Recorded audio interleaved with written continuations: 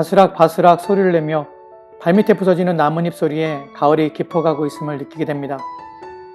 나무에서 떨어져 이리저리 가을바람에 굴러다니며 흩어지고 부서지는 나뭇잎에서 말씀을 떠올려 봅니다.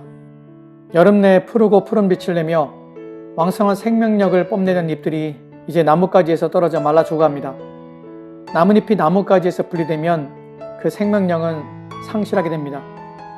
나무가 겨울을 준비하기 위한 자연적인 모습이지만 분리가 죽음이라는 것은 성경이 말하고 있는 부분이기도 합니다. 요한복음 15장을 보면 포도나무의 비유를 말씀하시는 주님을 만나게 됩니다. 예수님께서는 가지가 나무에 붙어 있어야 한다고 하십니다. 그렇지 않고 가지가 포도나무에 붙어 있지 않으면 그 가지는 말라 죽어 버리게 되고 결국 사람들이 모아다가 불에 던져 버리게 됩니다. 여기서 분리는 곧 죽음이라는 신앙 공식이 생기게 됩니다. 이것은 최초의 인간 아담이 범죄함으로 그는 하나님과 분리되었고 사망이 세상에 들어와서 왕노릇하게 되었다는 성경의 진술 속에서도 다시 한번 입증됩니다. 성경은 예수님께서 생명이라고 말씀하십니다. 인간이 생명 얻기 위해서는 이 생명 대신 예수님께 붙어 있음, 즉 그분과 연합되어야 한다는 것입니다. 이 말은 그가 내 안에, 내가 그 안에 거하면 이라는 예수님의 말씀의 의미입니다. 분리는 죽음이기에 나무에 붙어 있지 않은 나무가 열매를 맺지 못하는 것은 당연한 규결입니다. 반면에 붙어 있음은 나무의 생명을 이어받아 열매를 맺게 되는 것입니다.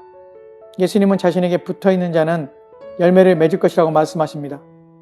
우리는 이 말씀을 잘못 오해하는 경우도 있습니다.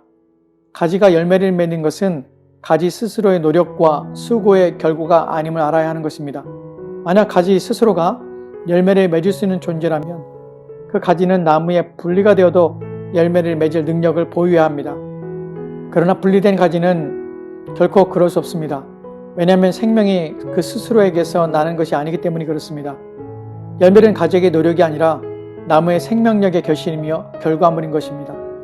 가지가 열매를 맺기 위한 최선의 노력과 최고의 노력은 크고 아름다운 열매를 맺으려는 노력이나 수고가 아니라 붙어 있습니다.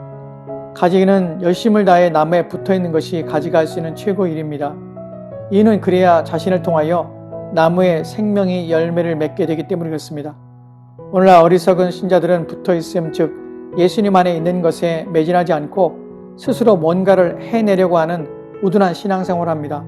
신앙생활은 스스로 크고 아름다운 열매를 얼마나 많이 생산해내는가의 싸움이 아닙니다. 얼마나 붙어있는가의 싸움인 것입니다. 내 안에 그분이 얼마나 가득한가, 내가 얼마나 그분을 닮아 그분의 뜻이 나를 통하여 잘 드러나는가, 내가 드러나고 내가 나타나는 것이 아니라 생명이신 그리스도께서 나를 통하여 보여지고 나타나져야 하는 것입니다. 이것은 예수님을 떠나서는 가능한 것이 아닙니다. 신자가 예수님께 제대로 붙어있기만 한다면 열매는 그분이 신자를 통하여 맺으십니다. 중요한 것은 붙어있음입니다. 이것이 신앙의 본질인 것입니다.